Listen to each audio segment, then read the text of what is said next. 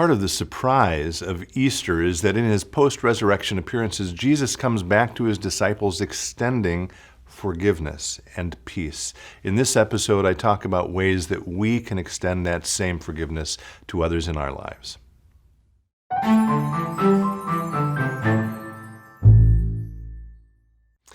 Hello, friends. It's good to be with you. As always, thank you for taking a little time to be with me today. We are still squarely in the Easter season. I don't know if you're getting bored of that yet, but as I've mentioned before, it's a long season. It's the longest season, appropriately, of the church year. So I want to sit with a reflection today that is connected to Easter.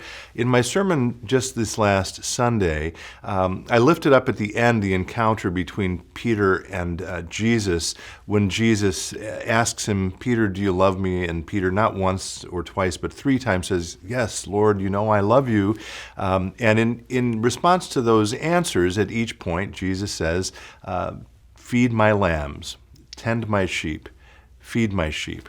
And that's both a commission for Peter, but the encounter that Peter has with Jesus is a reminder that Jesus is good with Peter again. And I want you to think about the fact that before Jesus is put to death, what happens with all the disciples, save maybe the women who are the bravest of any of them and are there at the cross? Almost all the other disciples flee.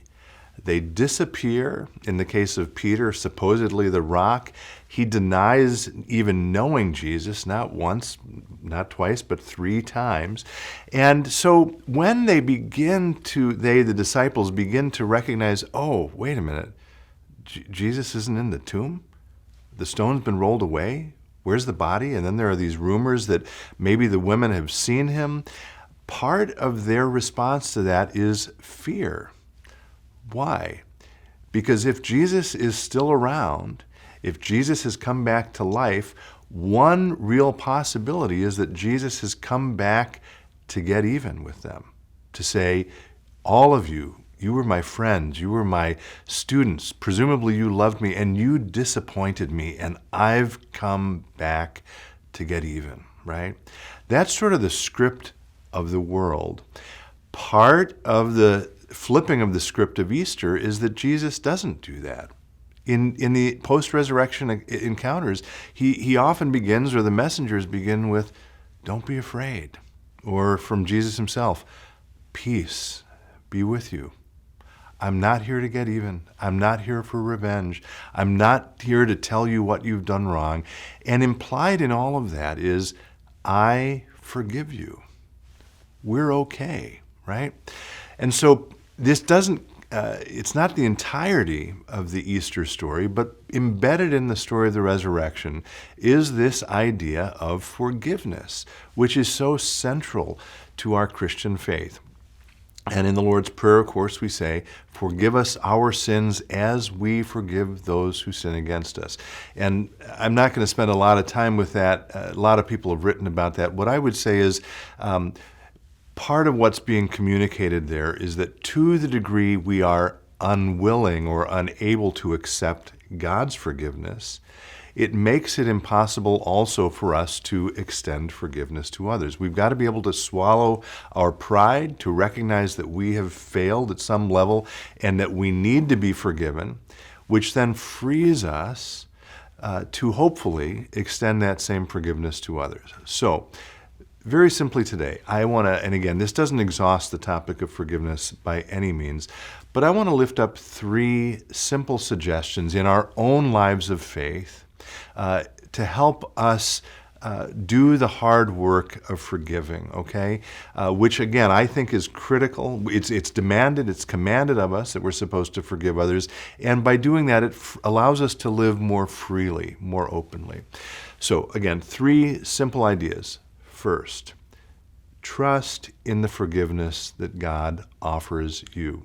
Every time we come to worship, we begin our worship in our tradition with the confession and forgiveness. So when we confess our sins and hear those words of absolution, "You are forgiven," trust those words, okay? That's the first thing. The second thing, forgiving others, the first thing is about our receiving forgiveness. Forgiving others is difficult, it's complicated. This is the second thing. So the second thing is As you attempt to forgive others, acknowledge that you may need help. So pray about it. Say to God, God, I don't really even want to forgive this person for what they've done to me, but I know I'm supposed to. So will you help soften my heart so that I can even get to a place where I'm able to begin the hard work of forgiving? So again, ask for God's help. Invite it into your prayer life. And then the third and final point is be patient with yourself. Give yourself a little grace. When we are injured and hurt by other people, it is very difficult sometimes, very difficult for us to extend forgiveness. I do believe that over time, with those first and second points, it happens, but don't expect it to happen in the blink of an eye. But I do pray, or I hope, that if you follow those 3 simple steps, it may bring you the kind of peace that Jesus wants each of us to have and which Jesus extended to his disciples in those post-resurrection appearances. Thanks for listening. Be well, stay in touch, and God bless.